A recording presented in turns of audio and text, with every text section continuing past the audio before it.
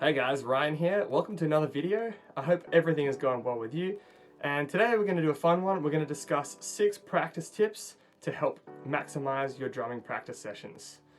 So these are just some tips that I picked up over the years. Shout out to all my teachers who, gave great advice. I'm really excited to share these tips with you today, and I hope that you find them useful and can apply them to your practice. So tip number 1 is plan what you're going to cover. So, it's really tricky. We get into the practice room, we want to play all the things we know we're really good at. And that is good for our egos, but not necessarily for our progress in terms of, improving on the drums. So a quick disclaimer, there is a time and a place definitely for messing around on the kit. But we can do this in a structured way, so if you're practicing a solo vamp, or you're practicing improvising in a certain style of music, or using certain drums or these kind of things, putting some limitations on yourself, then you're actually working on the improvisational aspect and you've got a target and a goal there. Flicking back, so generally we want to always plan what we're going to do.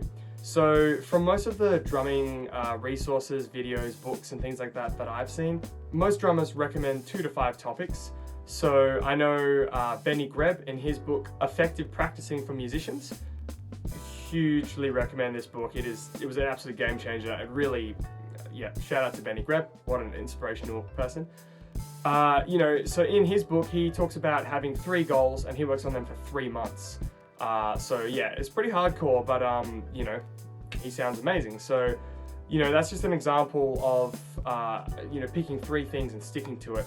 I personally like to do 1 technique and then maybe 3 topics. So I might work on a transcription, I might work on a certain style of music like Cuban grooves or something like that. I'll have my technique thing, which could be working on singles, doubles, whatever. And then my 4th one might be jazz independence, up-tempo, something like that. So, you want to find what works for you, but it's a good idea, to have a practice journal or something like that, and then you can write down in there as you're going along. You can plan what you're going to do. I'd say, pick a number that works for you. You don't want to pick too many things to work on, because then you're going to be dividing your time up and you're going to have a really small amount of time on each topic. But then again, if you only practice 1 thing, you'll get really good at that. But then, it'll take you longer to get more things under your belt. So let's say 2 to 5 topics, and plan specifically, a specific goal. Like, I want to be able to play single stroke rolls at 200 BPM for 1 minute straight, and it's clean and tidy and things like that.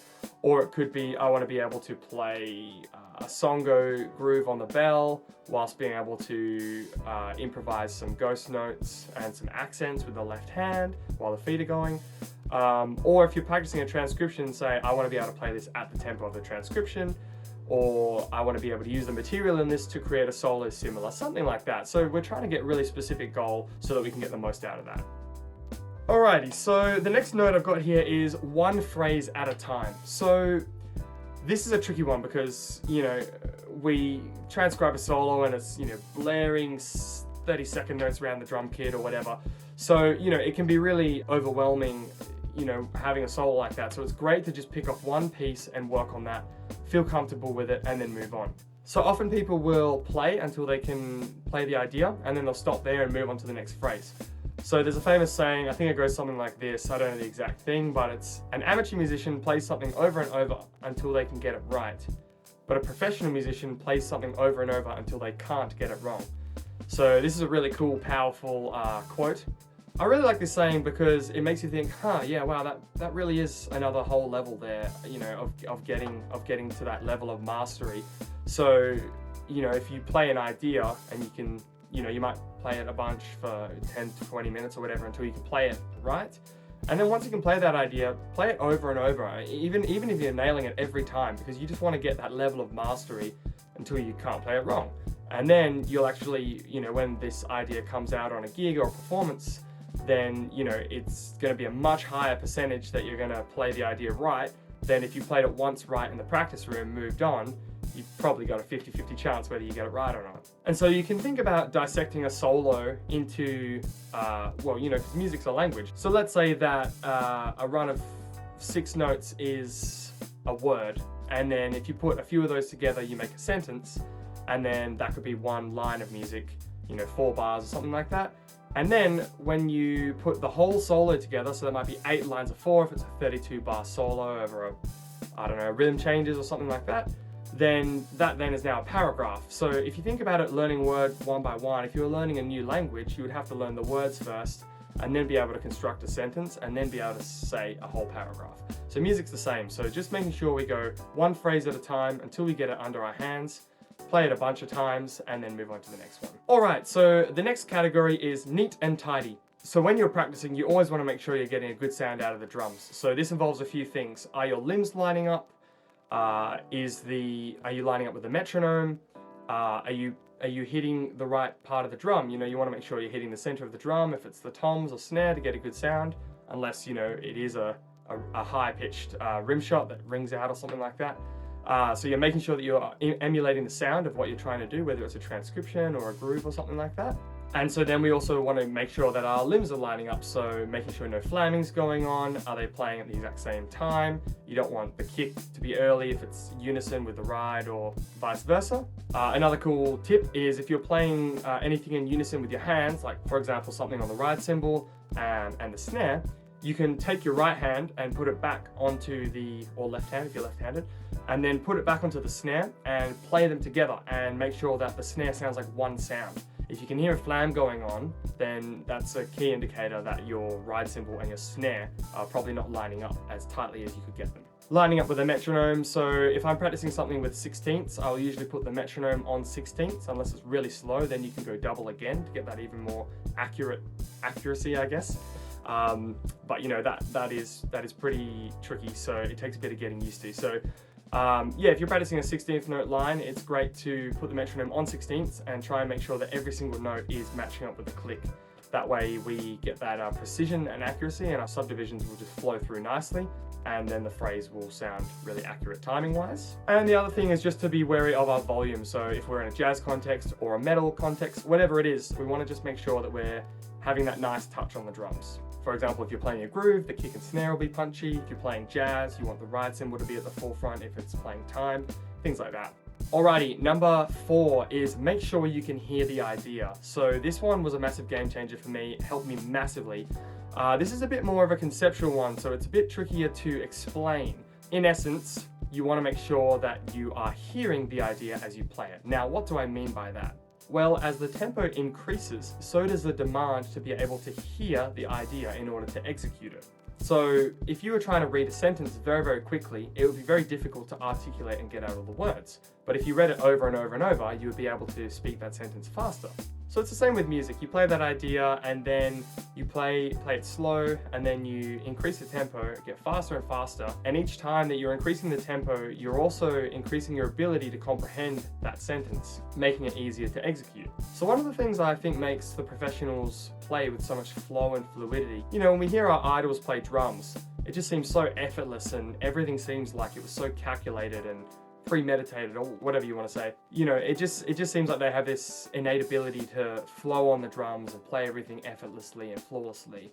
So one of the things, this is just my theory, I don't know if I'm correct, but this is just something I believe, is that one of the reasons that makes the pros have so much flow and fluidity is that their ability to hear is very, very fast. And so this helps them, channel ideas lightning quick and be able to hear and play on the fly. And then that sort of, that mind and limb synchronicity just allows that effortlessness. So I remember Jojo, I think he has a video and he talks about playing, singles between the hands and feet. And he says, you need to be able to hear the offbeats that fast if you're going to go tigga tigga tigga tigga tigga. Yeah, so I reckon that this one's more conceptual, but you can do things like when you're playing along to a solo, hearing the drums in your mind as you play them. You'll see a lot of drummers, they talk about voicing the drums or making sound effects for the drums when you play them. And so you're kind of getting your ears and your brain and your limbs and the drums to all kind of sync up as one unit.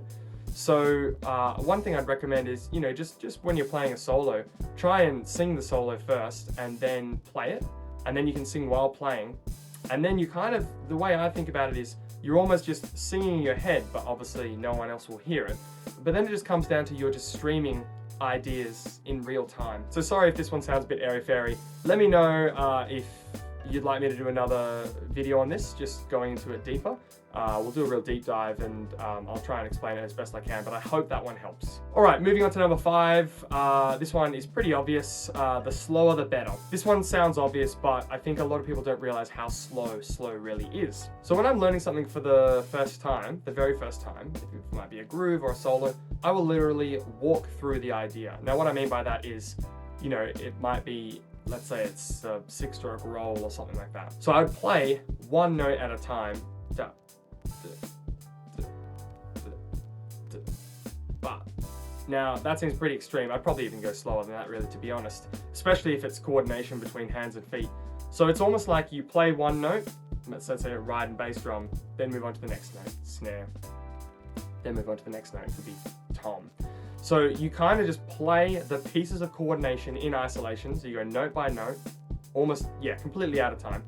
And then once you get that a few times, you can start to put a few pieces together. So you can play 3 notes in a row, or, you know, two or 4 or something like that. Once you kind of get that idea, then when you're able to play it in time, it may only be, say, 30 or 40 beats per minute, which is incredibly slow. And it's pretty painful, but what you're aiming for is to play it as many times correctly as you can. So think about every time you play anything on the drums, your mind is gonna and your muscle memory is gonna remember that, and then take that information and then throw it into your subconscious and digest it. I don't know exactly how the brain works. This is just how I perceive it anyways. So you wanna make sure that every time you play, you're trying to play it perfectly. So then in theory, if you could never, I mean, obviously we're gonna make mistakes because we're human, but in the practice room, in theory, if you could always play perfect, then you would only know what perfect is when you play on the bandstand. Now that's completely ridiculous and pretty much impossible,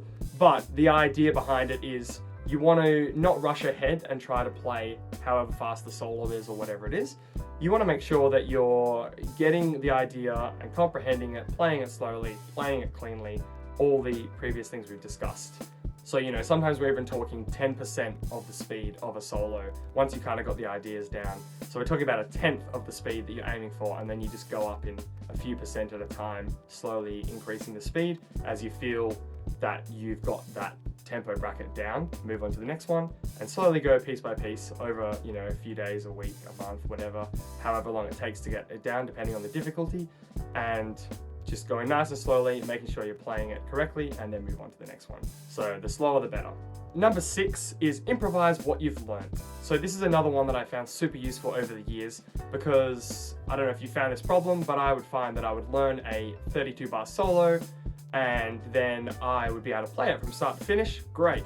But then I was like, oh, none of these ideas are really coming out, or I don't want to just play a written solo on a gig. There's nothing wrong with that, you know, like sometimes there is times to quote other musicians, of course, and everything like that, but you know, we want to put our own flavor and spin on it, and take ideas and then, you know, do something with them and innovate them, and then, you know, move on and pass on the language by turning them into something new, transforming them, however you want to say it, and, you know, coming up with something new. Basically, what I found is whenever I've learnt a solo, it's great to take it in small pieces and then try and improvise with that idea. So there's heaps of different avenues you can take this down. You can try changing the subdivisions. So if something's in 16ths, you could try playing it in triplets, or, you know, 16th triplets or quarters or whatever. You know, you can try playing it on different surfaces. So if it goes snare, tom, floor, you could try and orchestrate that and go kick, floor, ride cymbal, you know, and changing the surfaces that you're playing. There's plenty of different ways to improvise with it. I'd also recommend at the end, if you've been working on a solo, trying to improvise your own solo in the style of that, or using some of the ideas from that, but then, you know, you change them, or you take one idea from the solo and you try and make that into a whole solo itself by playing the idea and moving that idea around the drums, playing it slower, playing it faster with the subdivisions, or, you know, playing different dynamically, playing it soft, playing it loud. There's heaps of different ways you can go down. And, you know, just put on the metronome, take some of those ideas and just have fun with it. You know, I find improvising is something really fun at the end of your practice session to look forward to. I like playing it at the end because it's a nice way to just kind of get all the ideas out and, yeah, just have fun, come up with something cool. You can record it if you come up with something really cool, and then you can, you know, take that idea and workshop it. So I hope you found today's lesson useful. These are just some tips that I've found really helped me over the years. I'd also love to know your favorite 1 or 2 or 10 practice tips. So put those down in the comments below and it'd be great to share with the community. Thanks again for watching. If you enjoyed this, please hit like and subscribe as it helps out the channel and helps me creating more videos. All the best with your practice, and I'll see you in the next video.